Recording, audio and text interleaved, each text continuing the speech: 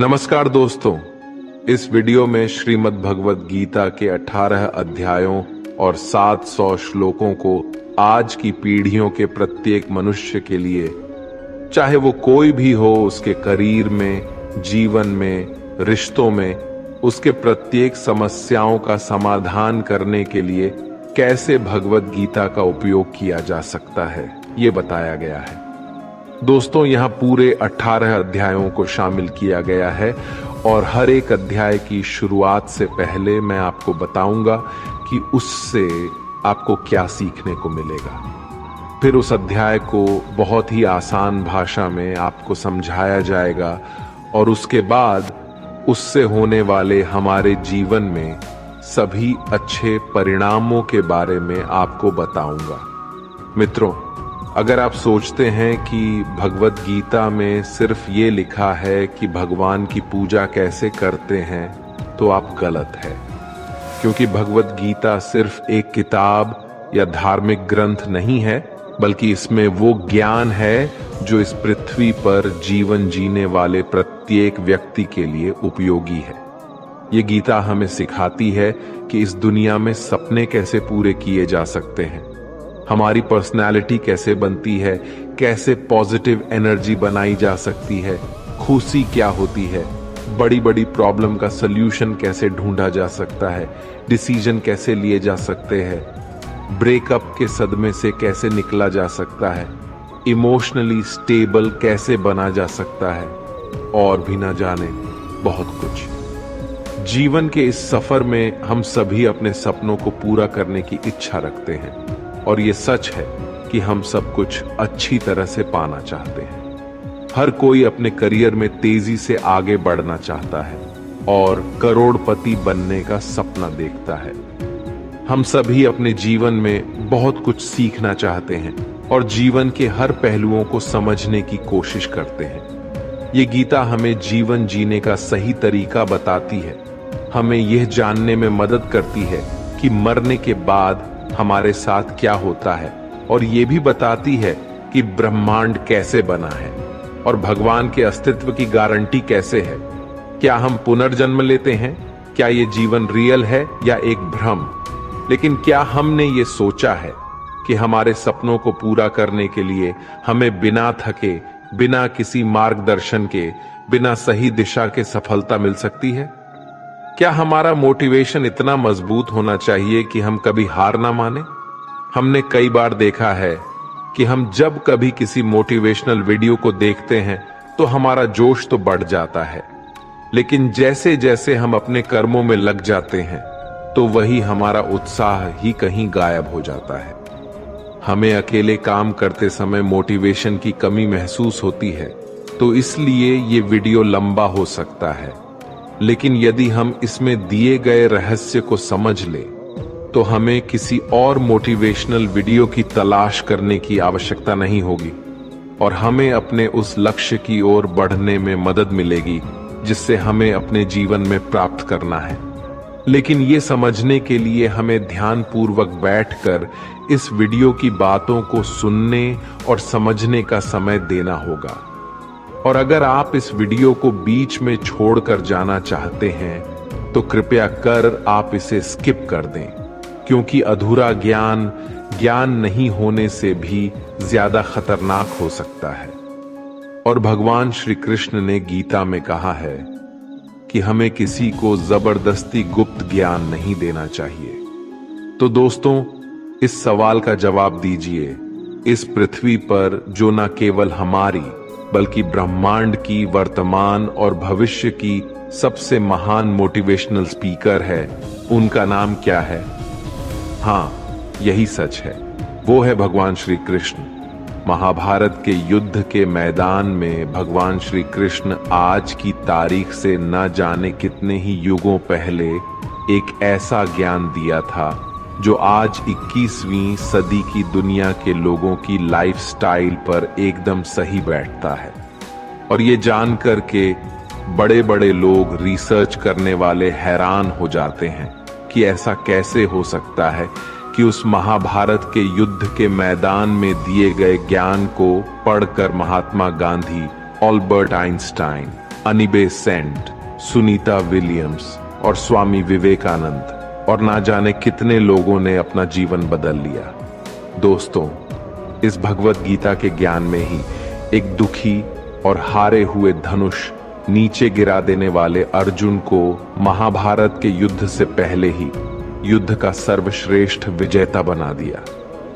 आपके जीवन में जब खुद को सफलता की ओर बढ़ते हुए दिखाई देते हैं तो आपको ये महसूस हो सकता है कि आप अपने जीवन की सभी समस्याओं के सामने अर्जुन की तरह खड़े हैं और आपके लिए भी एक अद्वितीय गीता का ज्ञान उपलब्ध है और ये आपका अधिकार है कि आप उसे समझें और अपने जीवन में उसका मार्गदर्शन करें। भगवत गीता के अद्वितीय ज्ञान को समझकर आपको ये आश्चर्यजनक एहसास होगा कि ये अमूल्य ज्ञान हमें हमारे असली उद्देश्यों की ओर ले जाता है। ये किताब संस्कृत में भले लिखी गई है, लेकिन उसका अनुभव आपको हिंदी, इंग्लिश और अन्य भाषाओं में भी मिलेगा। मैं आपको इस अद्वितीय युद्ध के मैदान कुरुक्षेत्र में लेके जाऊंगा और यहां आपको समझा दूंगा कि आखिरकार क्यों भगवान ने अपना ज्ञान देने का निश्चय किया था।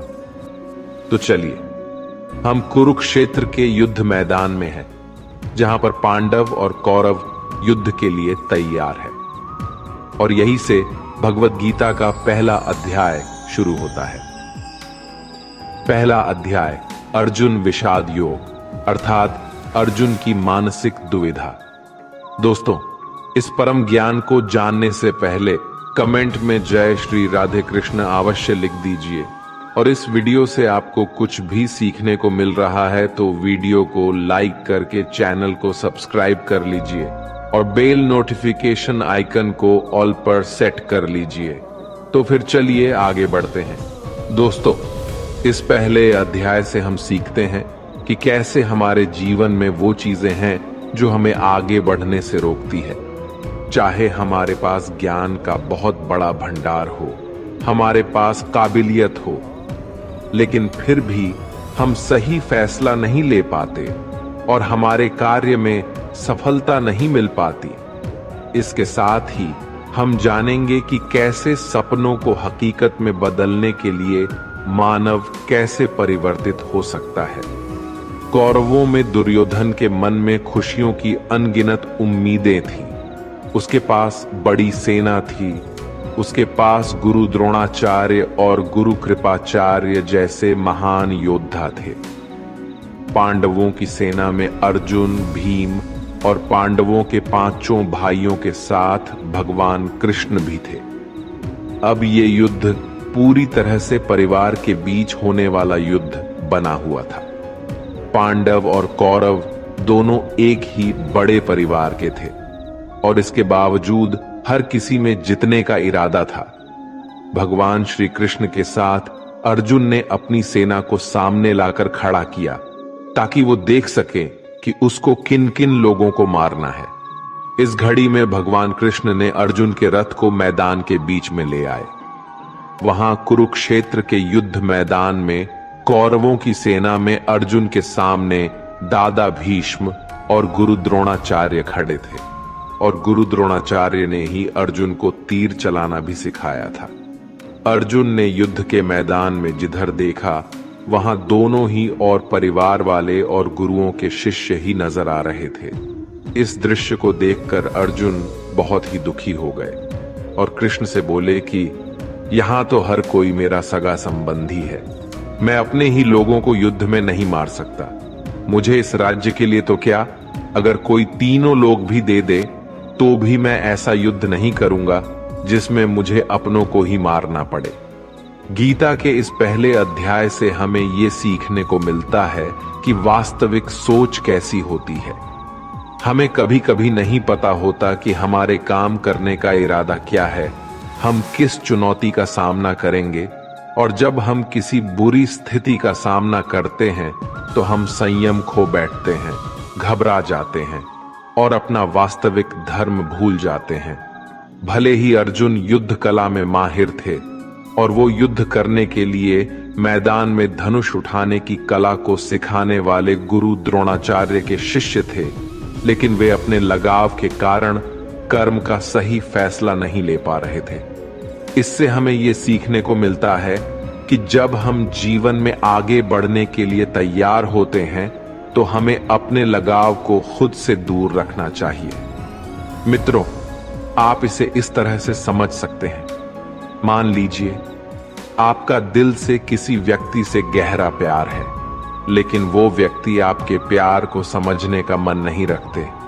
इस बदले में आपको उसके प्रेम को प्राप्त करने के लिए मोहित नहीं होना चाहिए, क्योंकि लगाव किसी भी रूप में हानिकारक हो सकता है। जब तक ये लगाव है, तब तक आप अपने आत्मा के धर्म को पूरा नहीं कर सकते।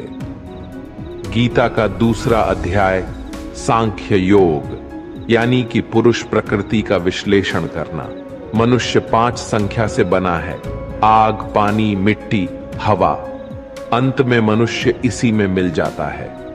भगवान श्री कृष्ण ने अर्जुन को बताया कि जीवन में सबसे बड़ा योग कर्म योग है। भगवत गीता के दूसरे अध्याय से हमें इमोशनल स्टेबिलिटी, आत्मा, मृत्यु, पुनर्जन्म और डिसीजन मेकिंग के बारे में सीखने को मिलता है। यहां हमें गुस्से के सबसे बड़े कारण और उनके समाधान के बारे में भी बताया गया है।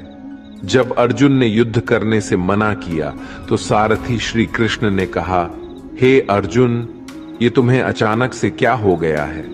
तुम जैसे महान योद्धा के मुंह से ऐसी बातें शोभा नहीं देती। इसलिए अपने इस मन की कमजोरी को छोड़कर युद्ध के लिए फिर से खड़े हो जाओ। इस पर अर्जुन ने कहा कि इस युद्ध से बेहतर है कि मैं एक भिखारी बन जाऊं, क्योंकि मेरे पास यहां तक तो अपनी जिंदगी का कोई अहम मकसद ही नहीं है। मेरे पास सही और गलत का ज्ञान नहीं है, इसलिए मैं आपसे मार्गदर्शन मांगता हूं। श्री कृष्ण मुस्कुराए। क्या कोई इंसान उनसे कुछ मांग सकता है और वो नहीं देंगे? यहीं से शुरू होता है भगवत गीता का ज्ञान, जिसे आपको भी अर्जुन की भावनाओं को जानना और समझना चाहिए। श्री कृष्ण अर्जुन को बोले, क्या तुम अचानक से डर रहे हो? तुम्हें डरना नहीं चाहिए, क्योंकि ये लोग तुम्हारे मारने से ही मरेंगे और तुम्हें ही उन्हें मारना होगा। इन सब लोगों का पिछले जन्म से और आगे के जन्म के साथ कोई संबंध नहीं है। वे तुम्हारे जैसे अनादि है। इसलिए जैसे कि तुम अपने पुराने कपड़े बदलकर नए पहनते हो, वैसे ही आत्मा शरीर को छोड़ देती है।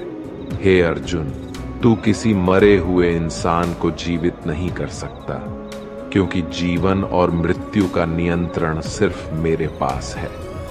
तू तो उनकी मौत का सिर्फ एक कारण है, और ये लोग मरने के बाद भी मेरे ही पास आएंगे, क्योंकि वे शरीर नहीं है, वो तो आत्मा है, और आत्मा को किसी भी तरीके से नष्ट नहीं किया जा सकता।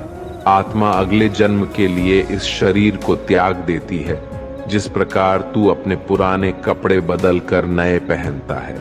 इसी तरह से जैसे कोई कछुआ खुद को खुद में ही समेट लेता है, वैसे ही मनुष्य अपनी इच्छाओं को वश में कर लेता है। जो व्यक्ति अपने मन की सभी इच्छाओं और कर्मों के परिणामों को सोचना छोड़ देता है, वही स्थिर बुद्धि कहलाता है। जिसके मन से हर प्रकार का डर, भावना और क्रोध खत्म हो जाता है, वही मनुष्य शांत रहता है। जब हम अपनी इच्छाओं को पूरा करने के बारे में सोचते रहते हैं, तो हमें वो इच्छाएं अच्छी लगने लगती है, तो हमें उन इच्छाओं को पूरा करने का मन करता है। और जब उन इच्छाओं को पूरा करने में कोई रुकावट आती है, तो हमें गुस्सा आ जाता है, और गुस्से में हम खुद को खो देते हैं, और फिर हम अपने कर्म और धर्म को भूलकर अपनी स्थिति से नीचे गिर जाते हैं। लेकिन जो व्यक्ति अपनी इच्छाओं को वश में करके उनका गुलाम नहीं होता, उसका अंतर्मन शुद्ध रहता है और उसके दुख का अंत हो जाता है। और जब उसके सभी दुख समाप्त हो जाते हैं, तो उसकी बुद्धि स्थिर हो जाती है। लेकिन जिसकी इच्छाएं और कामनाएं उसके मन से नहीं जाती हैं, वो मनुष्य कभी शांत नहीं हो पाता। और जब शांति ही नहीं मिल पाएगी तो वो खुश कैसे रहेगा? उसकी हालात तो वो नाव की तरह होती है जिसको उसकी इच्छाओं की किसी भी दिशा में ले जाने की छूट मिल सकती है। स्थिर बुद्धि वाले प्राणी समुद्र की तरह स्थिर रहते हैं और इसी प्रकार के जीव मृत्यु के बाद मेरी शरण में आते हैं। मित्रों, अब हम इस अध्याय के वास्तविकता पर आते हैं और आप में से कई लोग होंगे जिन्होंने अपने प्रियजनों को खो दिया है, और आज तक आप लोगों में से जिन्होंने भी अपने प्रियजनों की मृत्यु का दुख नहीं झेला है, उन्हें यह जान लेना चाहिए कि उनके जीवन में भी उनके अपने किसी सबसे प्रिय की मौत एक दिन अवश्य होगी। लेकिन उस वक्त उदास होने की कोई आवश्यकता नहीं है, क्योंकि खुद भगवान ने ही हमें स्मरण कराया है कि हमें अपने जीवन से पहले भी हम इस संसार में मौजूद नहीं थे और मृत्यु हो जाने के बाद भी नहीं रहने वाले हैं। और इसलिए हमें मौत का डर नहीं होना चाहिए। इसका कारण ये है, या तो हम परमात्मा में हमेशा के लिए मिल जाएंगे या हमारा पुनर्जन्म होगा। और जब सभी लोग आखिर में एक ही जगह मिलेंगे तो विलाप करने का क्या मतलब रह जाता है? और यही प्रकृति का नियम भी है। और आपको स्मरण रहे कि हम कोई शरीर नहीं है, हम तो केवल आत्मा है और उस परमात्मा के अंश है। और अगर हमें बनाने वाला ईश्वर है तो हमें उनमें ही मिलने का प्रयास करना चाहिए, उनमें ही लीन हो जाना चाहिए। यह संसार तो एक भ्रम है जिससे उस परमात्मा ने बनाया है।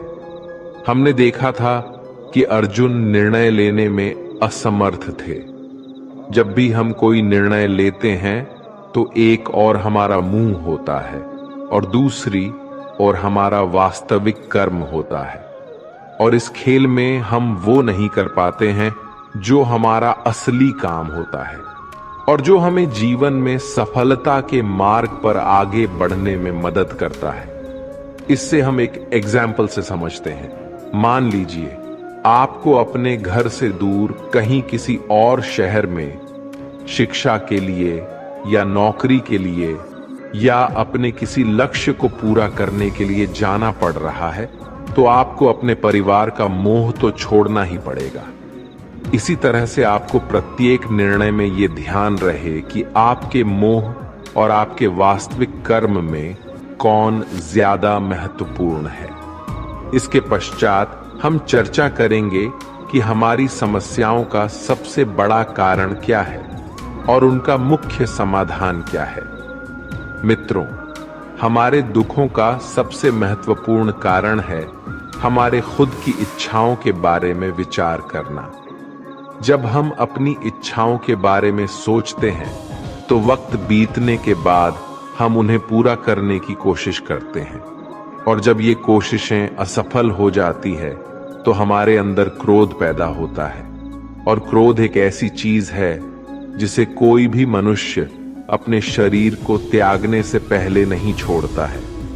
तो फिर आप अपने जीवन के बाकी हिस्से में सच्ची खुशियों को कैसे प्राप्त कर सकते हैं? आप हमेशा अपने आप को समस्याओं से घिरा हुआ ही पाएंगे, क्योंकि ये दुनिया तो केवल आपकी खुद की छाया ही तो है। अब आप सोच सकते हैं कि जीवन में कोई इच्छा नहीं रखने से सफलता कैसे हो सकती है, कैसे आप अपना नाम कमा सकते हैं। इसके बारे में भगवान श्री कृष्ण ने कहा है कि सबसे पहले आपको अपने कर्म को पहचानना होगा, यानी आपके लिए वो क्या करना जरूरी है जो आपको अपने लक्ष्य की प्राप्ति में सहायक होगा। और इसके बाद सफल होने की उम्मीद या असफल होने का भय दिल में पैदा नहीं किए बिना अपने कार्य को कैसे करें, क्योंकि आपको लगेगा कि ये कार्य मैं नहीं बल्कि स्वयं भगवान कर रहे हैं। और इसी प्रकार आपकी हिम्मत भी कभी नहीं टूटेगी, क्योंकि आपको ये लगेगा कि आप खुद नहीं बल्कि परमात्मा कर रहे हैं। तीसरा अध्याय कर्मयोग। भगवत गीता के 3रे अध्याय में हम ये जानेंगे कि कौन सी 2 चीजें हैं जो हमें इस दुनिया में सफलता प्राप्त करने में मदद कर सकती है। हम इसमें ये भी समझेंगे कि हम क्या है और कैसे हम अपने मन को नियंत्रित कर सकते हैं, हम अपनी बुरी आदतों को कैसे छोड़ सकते हैं और अपनी मनचाही मंजिल कैसे प्राप्त कर सकते हैं। अर्जुन ने पूछा, क्या ज्ञान कर्म से ज्यादा महत्वपूर्ण है? आप तो सन्यासी बनने की बात कर रहे हैं, लेकिन फिर भी युद्ध करने की सलाह दे रहे हैं। कृपया बताएं, मैं ज्ञान का मार्ग चुनूं या कर्म का मार्ग? श्री कृष्ण ने उत्तर दिया, इस संसार में मैंने खुद 2 प्रकार के योग दिए हैं। एक है ज्ञान योग और दूसरा है कर्म योग। तुम मनुष्य हो और तुम अपने शरीर के कर्मों को पूरी तरह से छोड़ नहीं सकते। तुम्हें हर दिन काम करना ही पड़ेगा, जैसे कि तुम्हें खाना खाना है और सांस लेना है। और अगर तुम अपनी इच्छाओं को किसी भी प्रकार से रोकने की कोशिश करोगे तो तुम्हारे मन में कभी भी ये संदेह नहीं होने वाला कि तुम अपनी इच्छाओं के बारे में नहीं सोचोगे। इसका अर्थ है कि तुमसे जाने अनजाने में कर्म तो हो ही जाएगा, क्योंकि तुम मनुष्य ही तो हो, तो तुम अपने धर्म से भी बंधे हो। इसलिए तुम्हारे लिए सन्यास के रास्ते की जगह कर्म का रास्ता ज्यादा सही है। मतलब ज्ञान योग या सांख्य योग की जगह कर्म योग उचित होगा। इसलिए तुम ये सोचो कि ये काम तुम नहीं कर रहे हो, बल्कि तुम्हारा शरीर प्रकृति का गुलाम होकर कर रहा है। फल की इच्छा किए बिना अपना कर्मयोग को करो, क्योंकि अगर तुम अपने आप को स्वयं के कर्म का करने वाला नहीं मानोगे तो मैं तुम्हारा कर्ता बनूंगा, और जब मैं तुम्हारा कर्ता बनूंगा तो तुम्हें बिना मांगे ही वो सभी सुख सुविधाएं दूंगा जिसकी तुम्हें जरूरत होगी। अगर तुमने बिना मेहनत किए ही सुख सुविधाओं और राज्य का भोग किया तो तुम एक चोर की भांति हो जाओगे और तुम कभी परमात्मा यानी कि मुझसे नहीं मिल पाओगे, मुझ में लीन नहीं हो पाओगे। जिस तरह से महान लोग खाने के लिए नहीं बल्कि जीने के लिए खाते हैं, उसी तरह से तुम भी परिणाम के लिए नहीं बल्कि भलाई के लिए युद्ध करो। हे अर्जुन, तुम मनुष्य में सबसे बड़े हो, इसलिए जैसा तुम करोगे ठीक वैसा ही तुम्हारी संतान या आने वाली सभी पीढ़ियां करेंगे। अर्जुन, तुम मुझको ही देख लो, मैं तो भगवान हूं। मुझे भला किसी काम को करने की क्या आवश्यकता है, पर मैं इसलिए अपना काम करता हूं क्योंकि मनुष्य की आत्मा मेरा ही तो एक छोटा सा हिस्सा है, और जैसा मैं करूंगा वैसा ही फिर मनुष्य करेगा, और इस तरह से तो पूरी सृष्टि ही नष्ट हो जाएगी। कोई अगर तुम्हारा साथ भी ना दे या तुम्हारी बुराई भी करे तो तुम उनको बिना कुछ कहे सिर्फ अपना कर्म करते जाओ, और ऐसा करने पर वो मनुष्य भी कुछ समय बाद तुम्हारे जैसा ही करना शुरू कर देगा। जो मनुष्य ये सोचता है कि वो कर्म खुद कर रहा है, उससे बड़ा मूर्ख और दुखी इस दुनिया में कोई नहीं है, और ज्ञानी लोगों के द्वारा ऐसे मूर्खों पर कभी ध्यान नहीं देना चाहिए। इसलिए हे अर्जुन, तू भी अपने आप को इस कर्म के बंधन में ना बांधकर बिना किसी आशा के, दया के और पश्चाताप के इस युद्ध को लड़। हे अर्जुन, खुद का धर्म और कर्म दूसरों के धर्म और कर्म से ज्यादा अच्छा और बड़ा समझा जाना चाहिए। भले ही हमारे द्वारा खुद के धर्म और कर्म के पालन करने में कोई कमी या कसर क्यों ना रह गई हो। अर्जुन ने फिर से पूछा कि अगर मनुष्य परमात्मा का अंश है तो उससे गलतियां क्यों हो जाती है और वो बुरे काम क्यों करता है।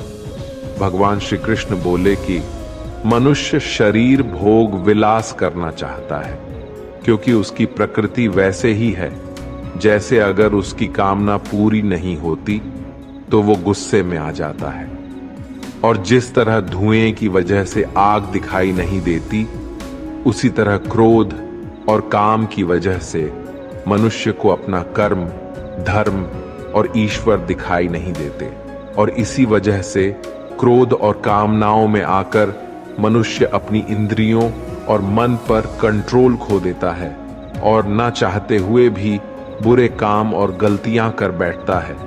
हे अर्जुन, तुम हमेशा याद रखना, इस शरीर से ज्यादा शक्तिशाली है इसकी इंद्रियां, इंद्रियों से ज्यादा शक्तिशाली है मन, और मन से शक्तिशाली है बुद्धि, और बुद्धि से ज्यादा शक्तिशाली है तुम, यानी कि तुम्हारी आत्मा। इसलिए हे अर्जुन, तू अपनी आत्मा से अपनी बुद्धि को वश में कर तो तुम्हारी बुद्धि मन को वश में करेगी, और फिर मन तुम्हारे इंद्रियों को वश में करेगा, और इंद्रियां तुम्हारे शरीर को, यानी कि तुम्हारे बुरे कर्मों को। मित्रों, श्री कृष्ण द्वारा कही गई बातों को अगर हम आज के परिवेश में देखें तो इस दुनिया में परिणाम दो चीजों से आती है, ज्ञान और कर्म, यानी कि नॉलेज और एक्शन। आज की दुनिया में हम दोनों चीजों को जोड़कर देखें तो हमारे लिए एक्शन भी उतनी ही जरूरी है जितना ज्ञान, यानी कि नॉलेज। ज्ञान का मतलब ये नहीं है कि आप कुछ भी उठाकर पढ़ लिया, बल्कि नॉलेज का मतलब तो ये है कि आप ये सबसे पहले जान लें कि आपके लक्ष्य क्या है, आपकी काबिलियत और आपकी समस्या क्या क्या है, और इन सब को मिलाकर अपने लक्ष्य तक पहुंचने की आपकी प्लानिंग क्या क्या है। ये है आपकी ज्ञान, यानी कि नॉलेज। इसके अलावा आपको एक और चीज ध्यान में रखनी है कि आप शरीर नहीं हो, आप केवल एक आत्मा हो। आपकी आत्मा, यानी कि आप खुद अपनी अच्छी बुरी भावनाओं, अपने विचार से भी बहुत ऊपर हो, और अगर आप इस तरह से सोचोगे तो अवश्य ही आपकी समस्याएं दूर हो जाएंगी और वो बहुत छोटी लगने लगेगी। इस अध्याय में आगे बढ़ने पर हम दूसरे रास्ते के बारे में जानेंगे। श्री कृष्ण कहते हैं कि हमें कभी ये नहीं सोचना चाहिए कि कर्म हम कर रहे हैं, हमें ये सोचना है कि हमारे द्वारा ईश्वर कर रहे हैं।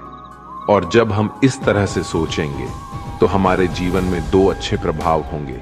पहला ये कि आप अपनी मेहनत के परिणाम को लेकर आपको कोई भी टेंशन नहीं होगी, और दूसरा ये कि आप अपने मन को स्थिर करके सबसे ज्यादा मेहनत करने लगोगे। सभी शब्दों की बजाय ये आपको समझना चाहिए कि आपको कभी भी अपने कर्मों के परिणामों पर खुश या दुखी होने का अधिकार नहीं है, क्योंकि श्री कृष्ण के उपदेशों के अनुसार मनुष्य को केवल कर्म करने का अधिकार है।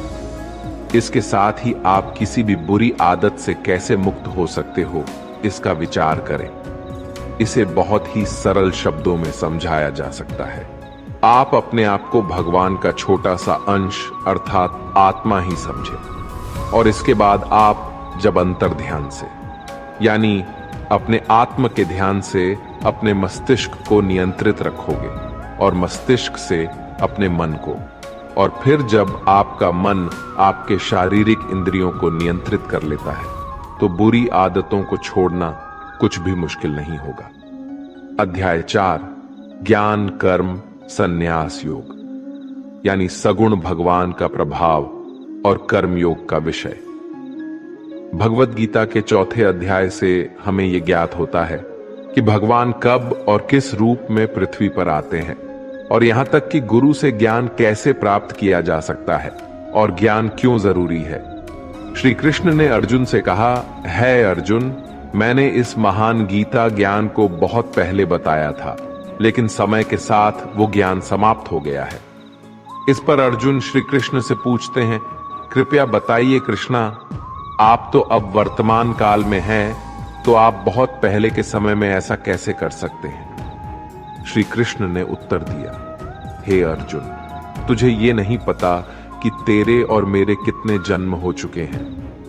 जब इस संसार में धर्म का अस्तित्व संकट में होता है, तब मानव रूप में अधर्म का नाश करने के लिए इस धरती पर आता हूं, और कर्म करके अपने शरीर को यहीं छोड़कर वापस जाता हूं। जैसे कोई शिष्य मुझे अत्यधिक प्यार करता है, उसी तरह से मैं अपने शिष्यों से अत्यधिक प्यार करता हूं। हालांकि मैंने इस संसार को बनाया है, लेकिन मैं ये नहीं सोचता कि ये मेरे द्वारा बनाया गया है। इसलिए मनुष्य को कर्म करते समय ये कभी नहीं सोचना चाहिए कि मैं कर रहा हूं। वो मनुष्य जो किसी कर्म के फल और सुख दुख के परे होकर कर्म करता है, वही सबसे बड़ा है। जिसके पास अपने शरीर पर कोई अहंकार नहीं होता, वो अपनी इंद्रियों को नियंत्रित करता है, वही व्यक्ति सबसे श्रेष्ठ होता है। और अर्जुन जो इस भूमि पर खुश नहीं रह सकता, वो कहीं भी खुश नहीं रहता। इसलिए किसी मनुष्य को अपने गुरु को पहचान कर अपनी इंद्रियों को नियंत्रित करके अपने लोग को छोड़कर उनकी सेवा करने का प्रयास करना चाहिए, ताकि वे उनसे वो ज्ञान सीख सके जिससे कि बड़े से बड़े पापी भी मेरी शरण में आ सकते हैं। जिस प्रकार आग सूखी हुई लकड़ी को जला देती है, उसी तरह से गुरु से प्राप्त किया गया ज्ञान अज्ञानता को दूर कर देता है। हमेशा कर्म करने वाला और हमेशा मेरी में श्रद्धा रखने वाला ही मुझे प्राप्त कर सकता है। इसलिए जिसने कर्मयोग के माध्यम से सभी कर्मों को और अपने आप को परमात्मा के लिए समर्पित कर दिया है, उस मनुष्य को उसके कर्मों के बंधन में कभी भी नहीं बांधा जा सकता। इसलिए अर्जुन, तू भी मेरे दिए हुए ज्ञान से समझ कि कर्म नहीं बल्कि मैं कर रहा हूं। दोस्तों, इस चौथे अध्याय में स्पष्ट रूप से कहा गया है कि जब भी मानवता का नाश होता है तो नेगेटिव ऊर्जा लोगों में अत्यधिक होती है। तब तक भगवान किसी भी रूप में आकर धर्म को पुनः स्थापित करते हैं। इसमें यह भी बताया गया है कि अगर किसी से आपको कुछ सीखना है तो सबसे पहले आपके मन में उसके प्रति सम्मान होना चाहिए, कोई लालच नहीं होना चाहिए और बुरी भावना भी नहीं होनी चाहिए। और ये ज्ञान प्राप्त करना और सीखना हमारे लिए क्यों आवश्यक है और इसका कारण क्या है? हम अगर किसी क्षेत्र में हो तो स्वाभाविक रूप से बताया जा सकता है कि हमें उस क्षेत्र के गुरु से ज्ञान प्राप्त करना होगा। और ज्ञान वो तरीका है जिससे इस जीवन में अपने लक्ष्य से और उस जीवन में आपके परमात्मा से मिल सकता है। अध्याय 5, कर्म संन्यास योग। भगवत गीता के 5वें अध्याय में कर्म संन्यासियों का वर्णन किया गया है और हम जानेंगे कि अपने लक्ष्य को कैसे प्राप्त किया जा सकता है और कैसे हमारे शरीर ने हमें आलस्य में बांधने की कोशिश की। अर्जुन ने कहा, है श्री कृष्ण, मैं अभी भी ये नहीं समझ पा रहा हूं कि मेरे लिए कर्म अच्छा है या कर्मों से संन्यास। तो श्री कृष्ण ने उत्तर दिया, देखो अर्जुन, संन्यास और कर्म वे दो अलग अलग मार्ग हो सकते हैं, लेकिन दोनों का ही लक्ष्य तो समान है और वो है परमात्मा। जो व्यक्ति अपने मन को भटकने नहीं देता, जो कर्म करके भी यही समझता है कि कर्म उसने नहीं किया है बल्कि ये तो परमात्मा ने किया है, और जो सभी जीवों को उसी परमात्मा का हिस्सा मानता है, वो मनुष्य मरने के बाद परमात्मा में ही मिल जाता है। महान व्यक्ति अपने प्रत्येक कार्य को अपने विचारों को स्पष्ट करने और दूसरों के हित के लिए ही करते हैं। परमात्मा कभी भी मनुष्यों को बुरे काम करने के लिए नहीं प्रोत्साहित करता, बल्कि लोग खुद ही अपने क्रोध और मोह में आकर बुरे कार्य करते हैं और फिर उसी प्रकार से उनके फल सुनिश्चित हो जाते हैं। मैं तो बस उनका प्रतिफल उन्हीं को वापस देता हूं। तुम अपने शरीर को चाहे कितना ही आनंदित कर दो, इसके इच्छाएं तब भी पूर्ण नहीं होती। इसलिए अर्जुन, तेरे जैसे बुद्धिमान व्यक्ति को शरीर की इच्छाओं में मन नहीं लगना चाहिए।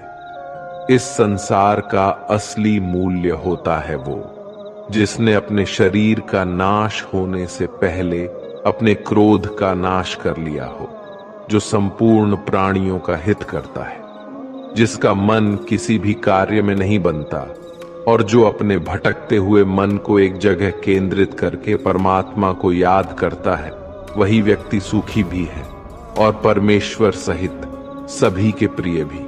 इसलिए हे अर्जुन, ये इंद्रियां, मन, बुद्धि, इच्छा, आशा, डर और क्रोध ही तेरे शत्रु हैं। इन्हें छोड़ दो। दोस्तों, हमारी बॉडी अर्थात हमारा शरीर हमेशा आराम से रहना चाहता है, लेकिन क्या आपने कभी सोचा है कि अगर इसमें आत्मा नहीं होती तो क्या होता? हम अक्सर अपने शरीर को ही अपनी पहचान मान लेते हैं। हम कहते हैं ये मेरी आंखें हैं, ये मेरे हाथ है, और जब हमारा शरीर हमें आराम करने के लिए बोलता है तो हम सो जाते हैं। लेकिन क्या आप ये सोच सकते हैं कि शरीर आपकी बुद्धि पर भारी हो गई है, इसलिए आपको यह समझना होगा कि आप एक आत्मा है और आपको अपनी बुद्धि से अपने शरीर को चलाना होगा।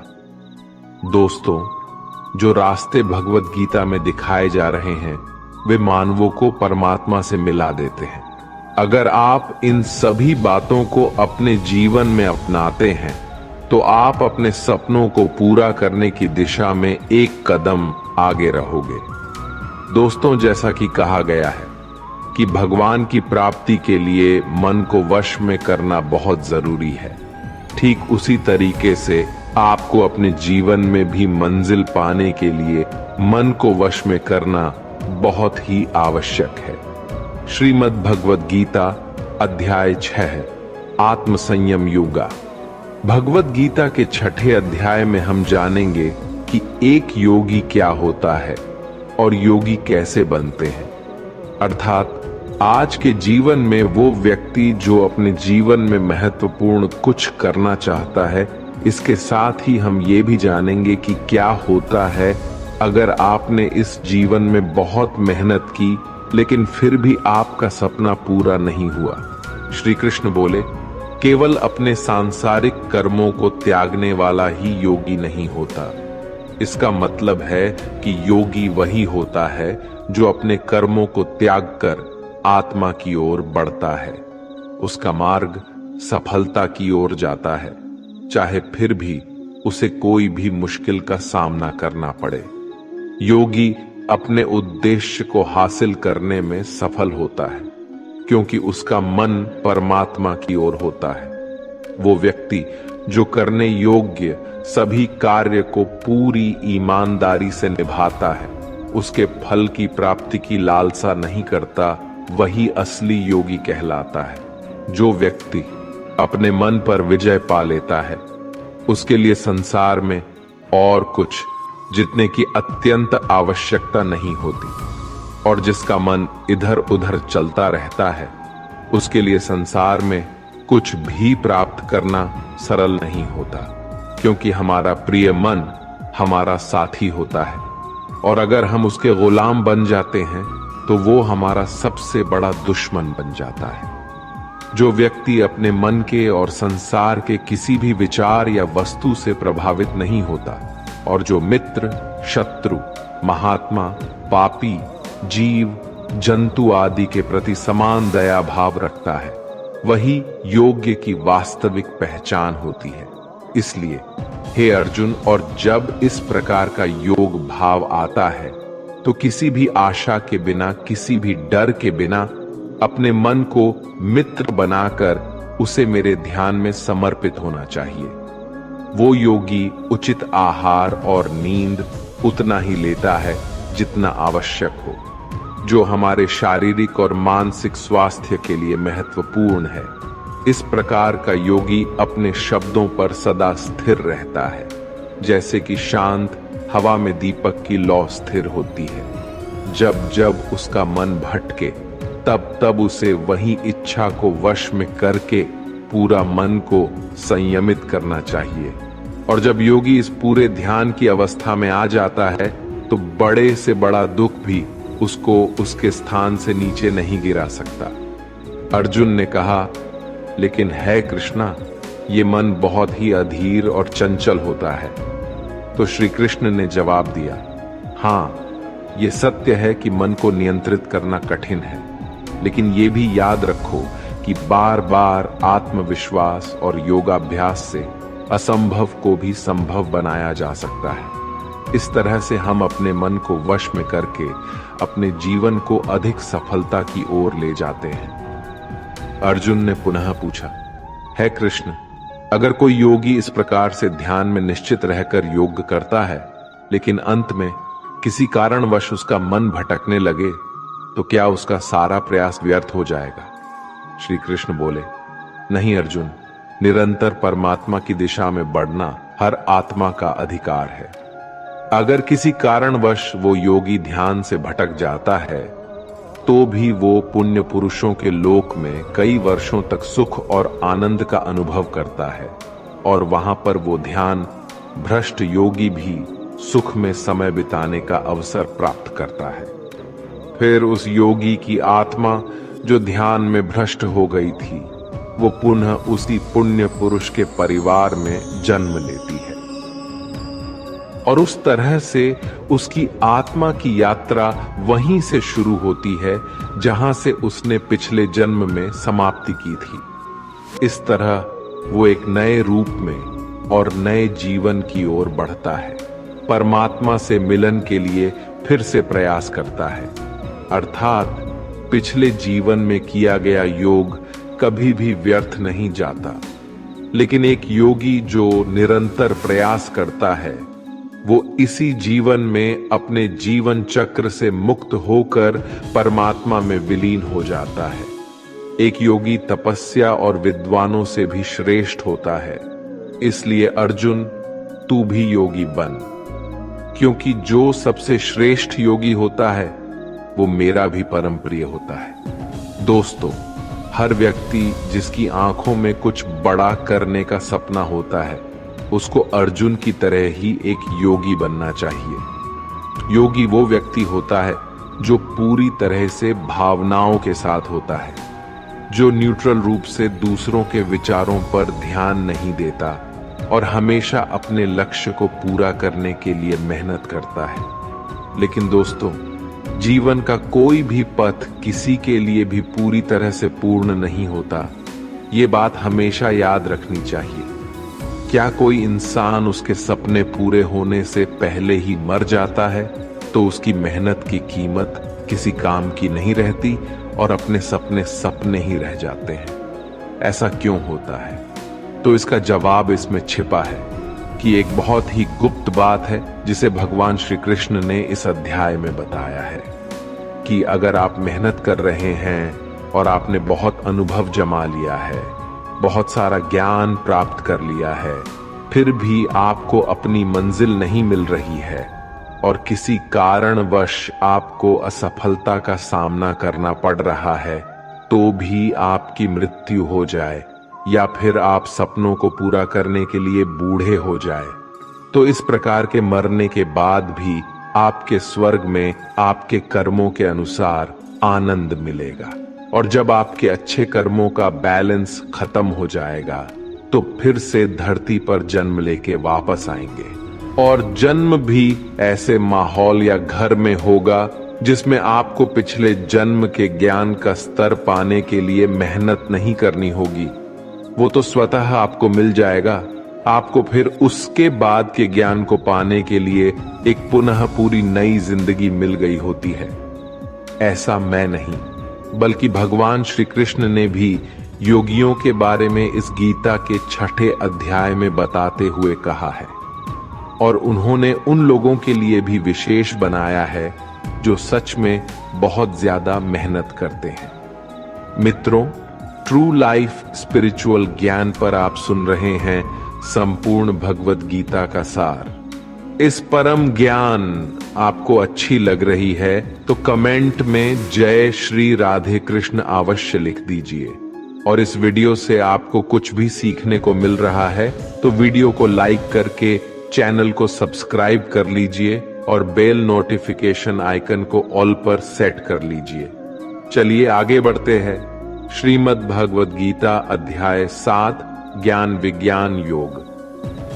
इस अध्याय में जो भगवान का ज्ञान है, हमें ये बताया गया है कि ईश्वर कैसे संसार को नियंत्रित करते हैं, ईश्वर को कौन से भक्त सबसे अधिक प्रिय होते हैं, इसके बारे में भी ये जानकारी दी गई है।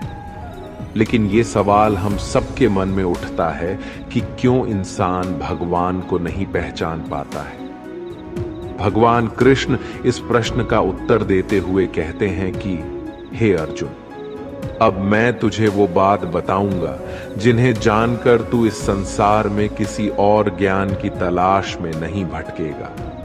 हजारों लोगों में से कोई एक ही होता है जो ब्रह्म ज्ञान की खोज करता है और वो कोशिश करके ही उसे प्राप्त करता है। और ऐसे हजारों कोशिशें करने वालों में से कोई एक ही मेरे प्रेम में विश्वास और समर्पण के साथ प्राप्त कर पाता है। मेरे दो रूप हैं, एक जन रूप जिसमें पृथ्वी, वायु, जल, अग्नि और आकाश, साथ ही मन, बुद्धि और अहंकार है। वही दूसरा है चेतना रूप जिसमें सृष्टि का चक्र है। समय को भी मैं ही निरंतर चलाता हूं। जल, ओमकार, चंद्रमा, सूरज मैं ही हूं। पृथ्वी की सभी पवित्र ग्रंथ, बुद्धिजीवियों का तेज, अग्नि और तपस्वियों का तप, धर्मों का पवित्र कर्म, अलग अलग समयों का काल और बलवान का बल भी मैं ही हूं। इस संसार के लोग सांसारिक गुणों के बंधन में जकड़े हुए हैं, इसलिए मैं किसी को अपने असली रूप में नहीं दिखाई देता हूं। और वास्तविकता में ये संसारी गुण भी मेरी माया ही तो है। मगर जो मनुष्य इस मोह माया को तोड़ देता है वो मेरा भक्त बन जाता है। माया के जाल में फंसे हुए मूर्ख लोग मेरी शरण में नहीं आ सकते हैं। कोई भी भक्त 4 विभिन्न प्रकार से मेरी पूजा करता है। कोई प्राप्ति की इच्छा रखने वाला, कोई दुख के समय मुझे याद करने वाला और कोई मुझे पहले से ही जानने वाला। लेकिन इनमें से मुझे सबसे अधिक प्रेम करने वाला ज्ञानी भक्त पसंद है। ये चारों भक्त दयावान होते हैं, लेकिन ज्ञानी पुरुष तो मानो मेरा ही रूप है। और ज्ञानी भक्तों में से वो व्यक्ति भी शामिल है जिन्होंने मुझे बहुत सारे जन्मों से माना है और मृत्यु उसके बाद भी उनकी आत्मा मुझ में ही मिल जाती है। जो भक्त किसी इच्छा की पूर्ति के लिए किसी देवता की पूजा करते हैं, उनकी आस्था में मैं वही देवता बना देता हूं और उस भक्त को अंततः वो देवता प्राप्त हो जाते हैं। इस फल की अवधि समय सीमित होती है। अगर कोई भक्त मेरी पूजा करने के लिए किसी भी तरह का प्रयास करता है तो मैं उसे अपना बना लेता हूं, जबकि दूसरी तरफ वे मूर्ख जो मुझे जन्म लेने और मरने वाला मानते हैं वो मुझे प्राप्त नहीं कर पाते हैं। मैं भूतकाल, वर्तमान और भविष्य को जानता हूं, हालांकि श्रद्धा रहित लोग मुझे नहीं जान सकते। वे भक्त जो सांसारिक मोह और माया को छोड़कर उच्च कर्मों का अभ्यास करके मेरी भक्ति करते हैं, वे मृत्यु से मुक्त होकर मुझ में ही लीन हो जाते हैं। जब आप अपने जीवन में कोई लक्ष्य स्थापित करते हैं तो समय बीतने के बाद वो लक्ष्य भूलने की आशंका हो सकती है, क्योंकि विभिन्न विचारों और कार्यों की बहुत अधिक चिंता होती है। भगवान श्री कृष्ण ने ये बताया है कि माया के जाल में फंसे व्यक्ति भगवान को भूल जाते हैं और इसी तरह कई बार अपने महत्वपूर्ण लक्ष्य को भी भूल जाते हैं और उन्हें लगता है कि उन्होंने जो लक्ष्य निर्धारित किया है वो तो बेकार है, व्यर्थ है। वो सोचते हैं कि लाइफ तो केवल मजे लेने के लिए है, क्या पता कल रहूं ना रहूं। और इस तरह की सोच रखने वाले व्यक्ति को गीता में मूर्ख कहा गया है, जो इतना भी नहीं जानते ये जो डिस्ट्रैक्शन है या ये जो भटकाव है ये मेहनत करने वालों को बस आजमाता है और ज्यादातर लोग इसी भटकाव में बंद करके रह जाते हैं। वहीं दूसरी तरफ जो लगातार बिना डिस्ट्रैक्ट हुए कठिन परिश्रम करता है वही व्यक्ति सफलता को प्राप्त कर पाता है और इसके मन को शांति प्राप्त होती है। अध्याय 8 अक्षर ब्रह्म योग। इस अध्याय में हम जानेंगे कि भगवान क्या है और उन्हें कैसे प्राप्त किया जा सकता है, देवता क्या होते हैं और इस संसार का कारण क्या है। ये सभी बातें हम इस अध्याय में सीख सकते हैं। अर्जुन ने पूछा, है कृष्णा, परम ब्रह्म क्या होता है? आध्यात्म का स्वरूप क्या होता है, कर्म क्या होता है, यह संसार कैसे चलता है और देवता कौन होते हैं। इसलिए इस अध्याय में अर्जुन के इन सभी प्रश्नों के उत्तर भगवान श्री कृष्ण द्वारा दिए गए हैं। श्री कृष्ण कहते हैं कि जीवों की वास्तविकता ही अध्यात्म होती है।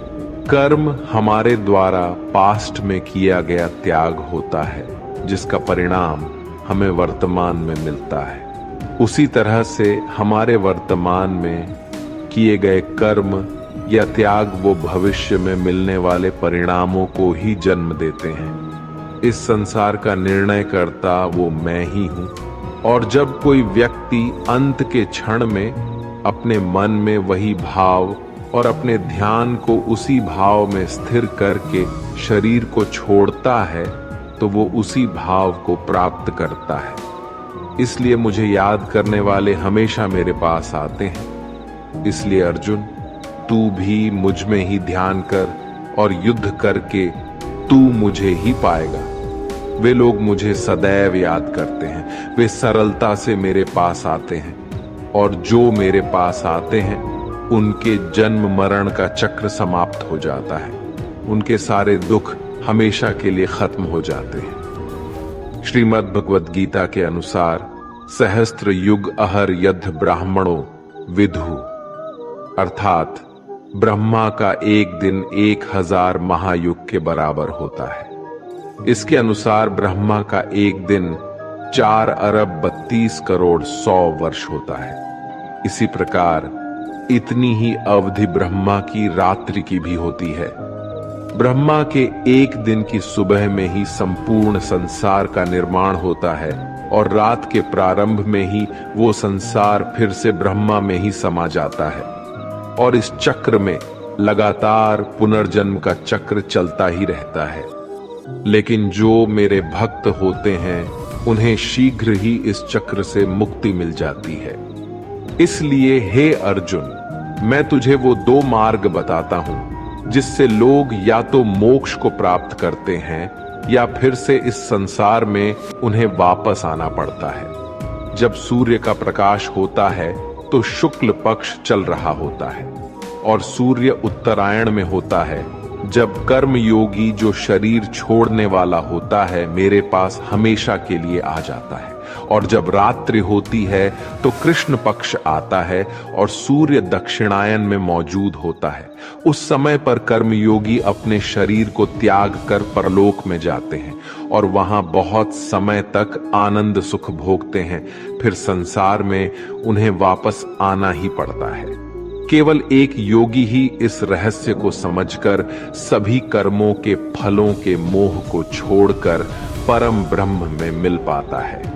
अब हम इस चैप्टर को आजकल के समय में देखें तो वो लोग जो अपने लक्ष्य को हमेशा के लिए यादगार बनाना चाहते हैं, उन्हें बहुत ही मेहनत करनी पड़ती है, क्योंकि जैसा श्री कृष्ण ने बताया है, ये संसार का चक्र बहुत बड़ा है और लोग आते जाते रहते हैं। लेकिन वे लोग जो अपने जीवन में अद्वितीय निश्चय रखते हैं, उन्हें ज्ञान योगी और कर्म योगी बनना होता है। ब्रह्मा का एक दिन बहुत लंबा होता है। इसका मतलब है कि यह ब्रह्मांड बहुत पहले से मौजूद है और बहुत आगे तक चलेगा, और हमारा जीवन इस ब्रह्मांड के सामने बहुत छोटा होता है। इसलिए हमें ऐसा नहीं होने देना चाहिए कि हम सिर्फ अपने सपनों में खो जाएं और ब्रह्म के दिन की शाम हो जाए। अध्याय 9, राजविद्या राजगुह्य योग। ये अध्याय हमारे मानसिक और आत्मिक जीवन को उसके स्वभाव और दिव्यता के साथ जोड़ता है और उसके मध्य संतुलन को बनाए रखना सिखाता है। इस अध्याय में हम ये भी जानेंगे कि जब हम अलग अलग देवी देवताओं की पूजा करते हैं तो इससे क्या होता है, तो ऐसा क्यों करते हैं और उसके परिणाम क्या होते हैं। श्री कृष्ण कहते हैं, वो मनुष्य जो मुझ में श्रद्धा नहीं रखते, वो इस संसार में बार बार दुख झेलने के लिए आते जाते रहते हैं। मैं इस संसार को बार बार उत्पन्न और समाप्त करता हूं। मैं ही मनुष्यों को उनके कर्मों के अनुसार फल देता हूं, पुनर्जन्म देता हूं, लेकिन मुझे अपने कार्य का कोई भी घमंड नहीं है।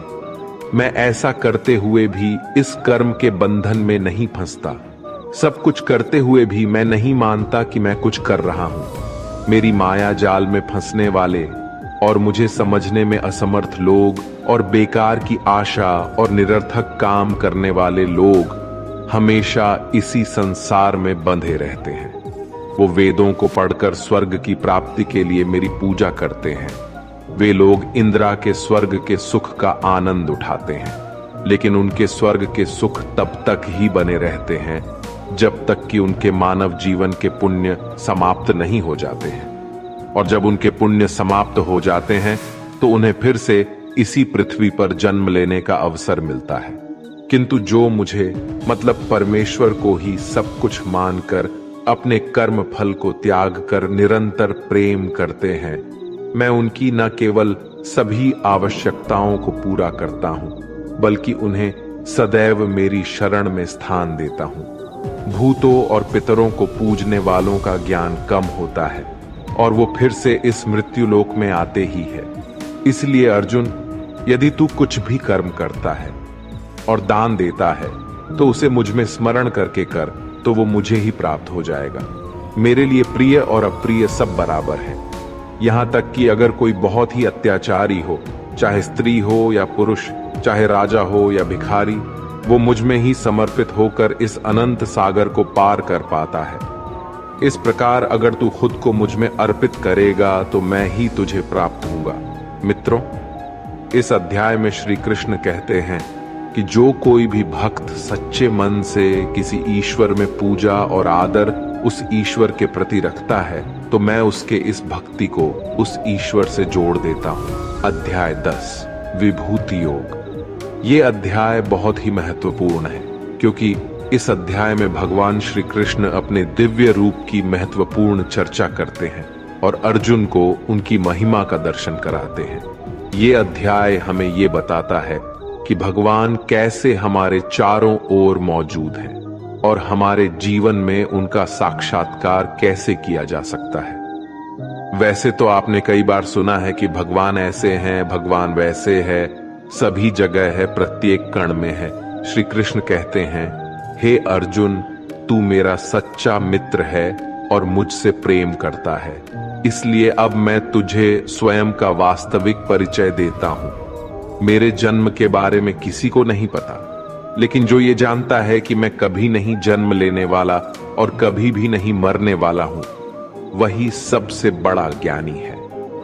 ज्ञान और मूर्खता, सत्य और झूठ, सुख और दुख, मन और बुद्धि, रचना और नाश, कृति और अपमान सहित सभी भाव वास्तव में मैं ही हूं। इस जगत में जिस किसी ईश्वर की पूजा की जाती है वो असलियत में मैं ही हूं। दोस्तों, इस अध्याय में भगवान ने हमें ये दिखाया है कि वे हमारे जीवन के हर पहलू में मौजूद हैं। वे सबके आदर्श सूरज, चंद्रमा, वायु, अग्नि, धन, ज्ञान, ब्रह्मा, विष्णु, शिव, इंद्र, गरुड़, यमराज, गणित, गायत्री मंत्र, ऋतु, वसंत, निश्चय, भक्ति, विजय, रणनीति, रहस्य, मौन और अनगिनत अन्य रूपों में प्रकट होते हैं।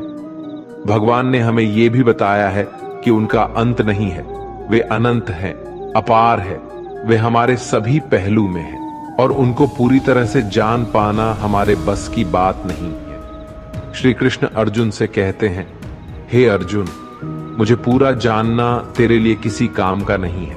बस तू इतना जान ले कि यह संसार मेरे एक छोटे से अंश से ही चलता है, यानी ऐसी कोई जगह नहीं है जहां पर भगवान ना हो। श्री कृष्ण ने यह भी कहा है कि अर्जुन को ना तो ईश्वर को पूरा जानना जरूरी है और ना ही वो कभी उन्हें कंप्लीटली जान पाएंगे। मित्रों, अगर हम इसे अपनी लाइफ में इस तरह से रिलेट करें कि जैसे भगवान ने कहा है कि मैं अनंत हूं और तू उतना ही जान जितना तेरे लिए आवश्यक है, बिल्कुल उसी तरह से आपको भी अपनी लाइफ में उन चीजों में अपने टाइम और एनर्जी वेस्ट नहीं करनी है जो आपके लिए आवश्यक नहीं है, जो आपके कर्म से हट करके है। केवल आपके वास्तविक कर्म से जुड़े चीजों में ही अपना ध्यान लगाए, जिससे सफलता और मानसिक शांति प्राप्त हो सके। अध्याय 11 विश्व रूप दर्शन। इस अध्याय में भगवान श्री कृष्ण अर्जुन को अपने दिव्य रूप का दर्शन कराते हैं। ये दृश्य अर्जुन को भगवान की महानता और अद्भुत रूप का अनुभव कराता है। इसमें भगवान के विराट रूप के बारे में हमें जानने को मिलेगा। अर्जुन श्री कृष्ण से कहते हैं, हे कृष्ण, आपके दिए हुए ज्ञान से मेरे सारे संदेह दूर हो गए हैं, लेकिन अगर संभव हो तो मैं आपका महान रूप देखना चाहता हूं। तो श्री कृष्ण कहते हैं, हे अर्जुन, परंतु इन मानवों की आंखों से ये सब नहीं देख पाएगा तू, इसलिए मैं तुझे ये सब देखने के लिए दिव्य नेत्र प्रदान करता हूं। मित्रों, इसके बाद जो अर्जुन ने देखा उसके वास्तव में कल्पना भी नहीं की जा सकती है। ईश्वर का ना तो कोई आरंभ था और ना ही कोई मध्य और ना ही कोई अंत था। उस रूप से इतना प्रकाश निकल रहा था जितना हजारों सूरज भी मिल जाए तो भी उतना ना निकल पाए। अर्जुन ने कई संसार को श्री कृष्ण में समाहित होते हुए देख पाए।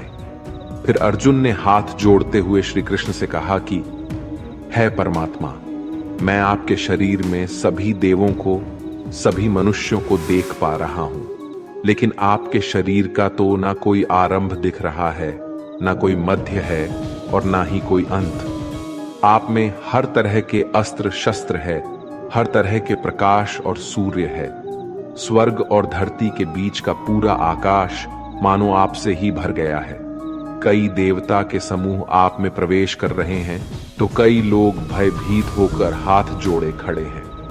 आपके अनंत हाथ, पैर, पेट, आंखों वाले मोह रूप को देखकर समस्त सृष्टि सहित मैं भी व्याकुल हो रहा हूं। यहां तक कि मैं पांडवों को और कौरवों की पूरी सेना के महान योद्धाओं का अंत होकर आप में जाता हुआ देख पा रहा हूं। आपके ये विकराल रूप इस संपूर्ण ब्रह्मांड को अनंत ऊर्जा दिए जा रहा है कृष्ण, इतने रूपों में आप कौन से हो, मैं आपको कैसे पहचानूं? फिर श्री कृष्ण कहते हैं, मैं तो हर जगह हूं और मैं ही समय हूं। इन सभी योद्धाओं की मौत को पहले ही लिख चुका हूं। तू तो सिर्फ इनकी मौत का कारण है, मारने वाला तो मैं ही हूं। ये सुनकर अर्जुन के चेहरे पर थोड़ा डर दिख रहा था, पर अर्जुन धैर्य के साथ बोले, है परमात्मा, आपका ये रूप देखकर अब मुझे पता लग गया कि क्यों योगी महर्षि देवता जैसे ही आत्मा है आपका पूजन क्यों करते हैं। आप तो सत्य और असत्य से भी ऊपर हो। आपके इस रूप की व्याख्या करने के लिए मेरे पास शब्द ही नहीं है। आप ही इस संसार के पालनकर्ता और विनाशक हो। आपको हर दिशा से नमस्कार है, स्वीकार कीजिए, क्योंकि ना तो कोई आपका आदि है और ना ही अंत। आपको कोटि कोटि नमन। हे प्रभु, मुझे भय है कि मैंने अज्ञानता में आपको मित्र कृष्ण कहा है और कई बार लोगों के सामने आपका मजाक भी उड़ाया है। मुझे आपके इस सत्य का पता नहीं था, इसलिए अगर संभव हो तो आप मुझे क्षमा कीजिए। जैसे पिता पुत्र को क्षमा कर देता है, उसी तरह आप भी मुझे क्षमा कर दीजिए।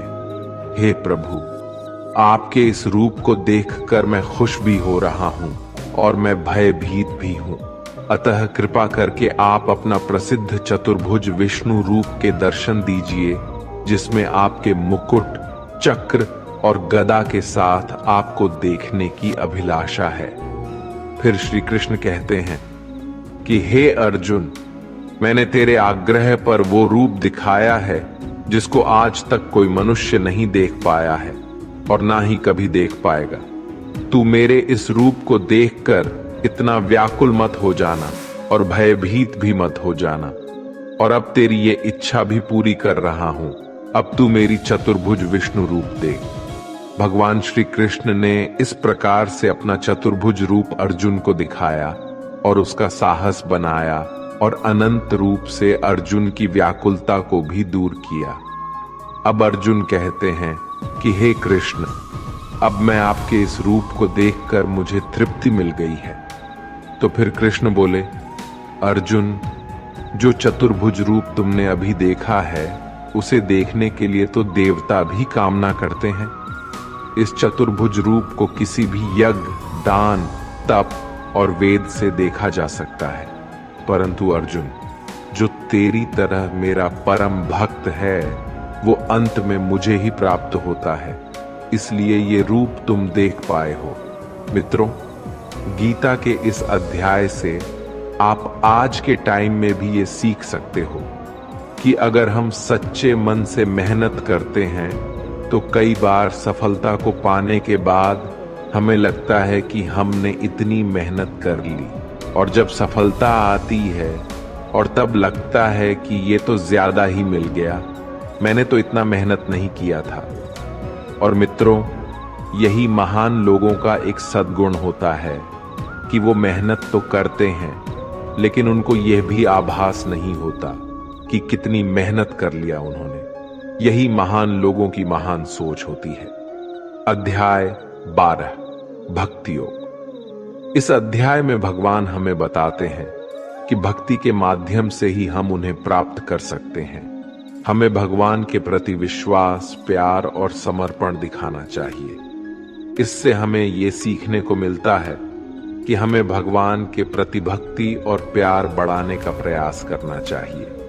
जो व्यक्ति हर तरह के सुख और दुख, वस्त्र और मित्रता, लाभ और हानि, मोह और इच्छा, हर तरह के मौसम से दूर रहता है और सभी प्राणियों को एक समान नजरिए से देखता है, और जो अपने मन और इंद्रियों को पूरी तरह से वश में रखता है, वही परम आनंद को पाता है।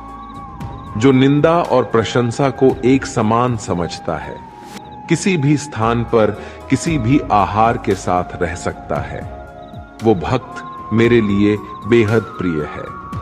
और उनमें से भी जो निष्काम भाव से अपने कर्म मेरी सेवा में लगाते हैं, वही भक्त मेरे लिए श्रेष्ठ है। इस अध्याय में हमें यह भी सिखाया गया है कि हमें अपने पूर्व अनुभवों से सीखने की कोशिश करनी चाहिए। एक छात्र या एक व्यक्ति जो अपने जीवन में कुछ महत्वपूर्ण करना चाहता है, उसे कम खाना चाहिए और हर प्रकार की भावनाओं के साथ होना चाहिए। खुद के लक्ष्य को कैसे प्राप्त करना है, केवल यही सोचना चाहिए, और ये तभी प्राप्त हो सकता है जब हम भगवान के प्रति विश्वास, प्यार और समर्पण करते हैं। अध्याय 13, क्षेत्र विभाग योग। इस अध्याय में भगवान हमें आत्मा और शरीर के बीच के अंतर की बात करते हैं। हमारी आत्मा शरीर के परे है और हमें इसे समझना चाहिए।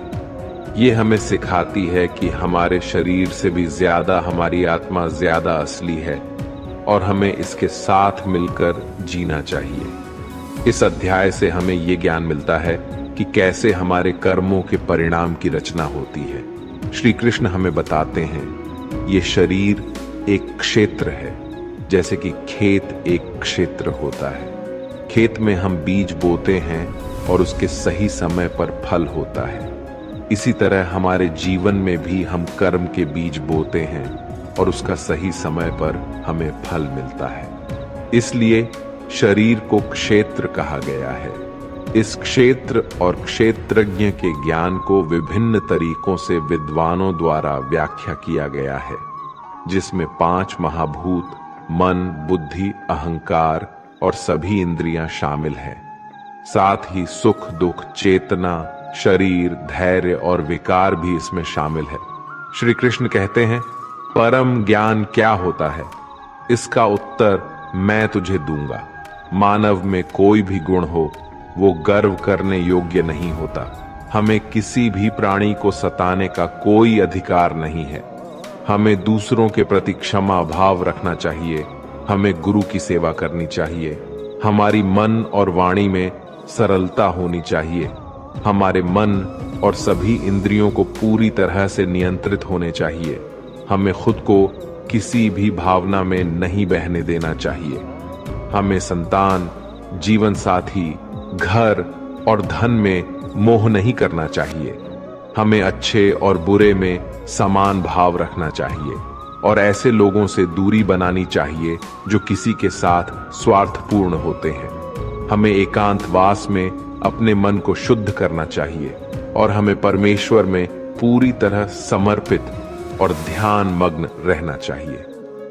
हे अर्जुन, अब मैं तुझे परम ब्रह्म के बारे में कहूंगा जो सर्वव्यापी है। वो सब इंद्रियों के साथ भी इंद्रियों के बिना है और वो निर्गुण होकर भी सभी गुणों के साथ है। वो सभी सजीवों और निर्जीव में है। वो दूर भी है और पास में भी है, लेकिन फिर भी जानने में नहीं आता। वो है ब्रह्म की तरह जीवन उत्पन्न करता है, विष्णु की तरह है पालन करता है और शंकर की तरह विनाश भी करता है। वो अलग अलग कालों में होते हुए भी एक जैसा लगता है और एक ही काल में भी अलग अलग तरह का होता है।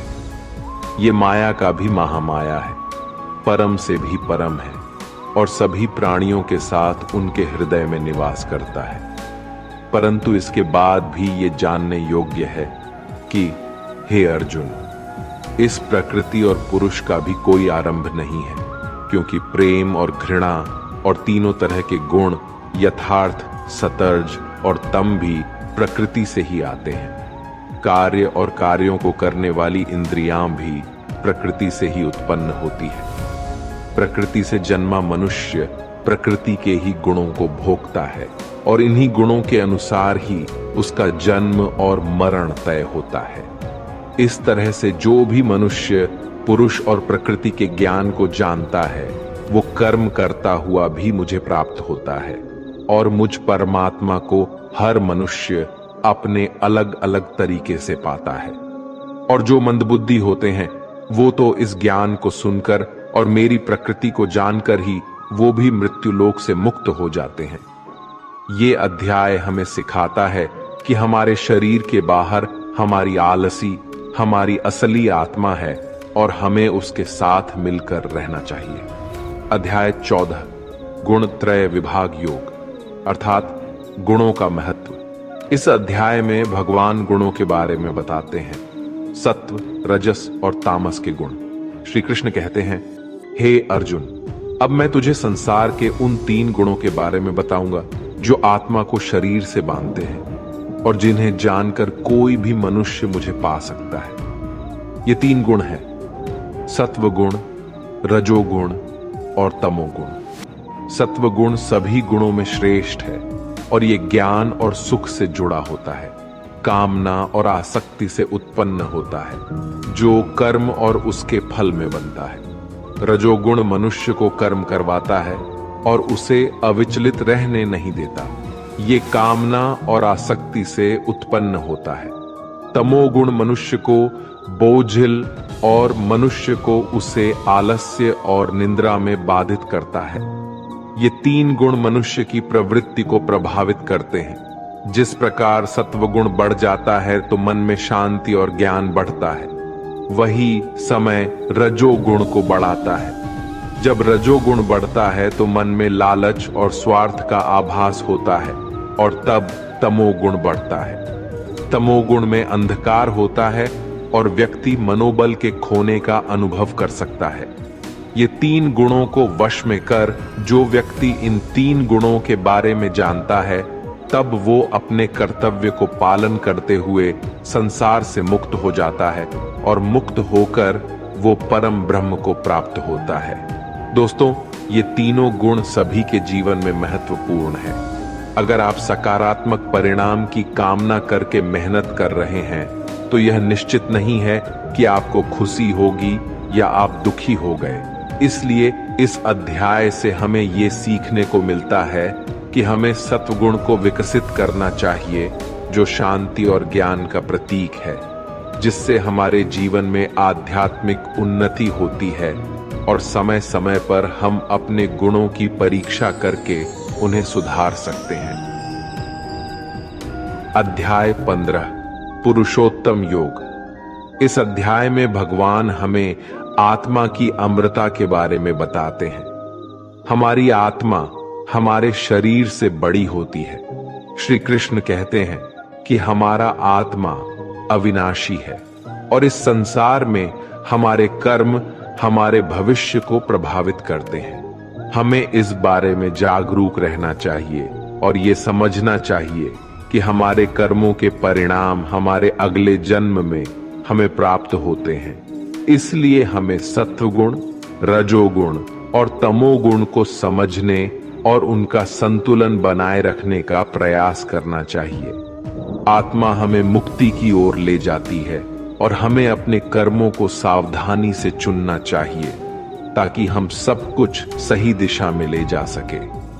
इसी तरह से हम परम ब्रह्म की प्राप्ति कर सकते हैं और सभी व्यक्ति के अंतर्निहित परमात्मा को पहचान सकते हैं। इस अध्याय से हमें ये सीखने को मिलता है कि हमें सत्वगुण को बढ़ाने का प्रयास करना चाहिए और अपने अंदर के तमोगुण और रजोगुण को कम करने का प्रयास करना चाहिए, जिससे हम अपने जीवन में सफलता और आत्मा की मुक्ति की दिशा में आगे बढ़ सके। अध्याय 16 द्वासुर संपद विभाग योग अर्थात गुणों का विभेद। इस अध्याय में भगवान हमें दैव्य और असुरी प्रकृति के बारे में बताते हैं। दैव्य प्रकृति वाले लोग धर्म, सच्चाई और प्रेम को प्राथमिकता देते हैं, जबकि असुरी प्रकृति वाले लोग अहंकार, क्रोध और द्वेष की दिशा में आगे बढ़ते हैं। श्री कृष्ण कहते हैं कि दैव्य स्वभाव वाले लोग अपने मन को शुद्ध रखते हैं,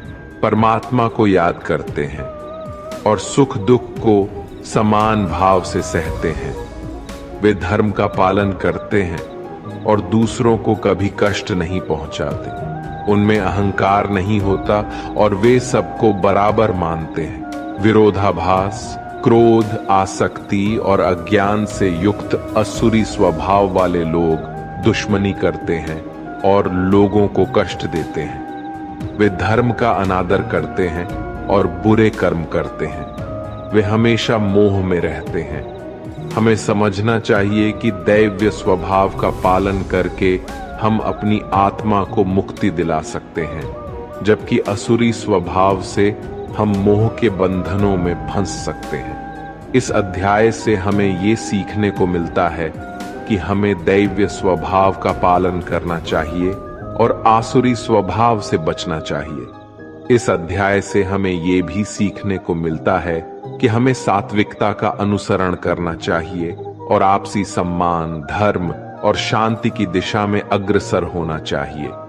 राजस और तामस की ओर नहीं बढ़ना चाहिए, क्योंकि ये हमें बंधनों में फंसा सकते हैं।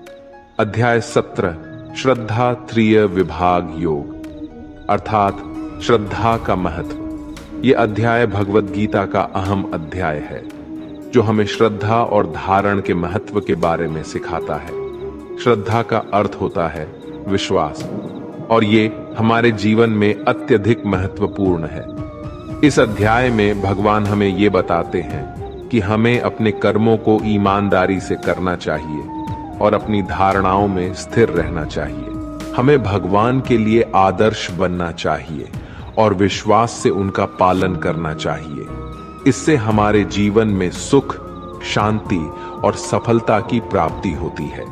श्री कृष्ण अर्जुन से कहते हैं, हे अर्जुन, हमें कर्मों को सही तरीके से करना चाहिए और उन्हें ईश्वर के लिए समर्पित करना चाहिए। श्रद्धा और हमारे पूर्व कर्म हमारे जीवन को पूर्ण बनाते हैं और हमें ईश्वर के प्रति प्यार और आस्था का एहसास कराते हैं।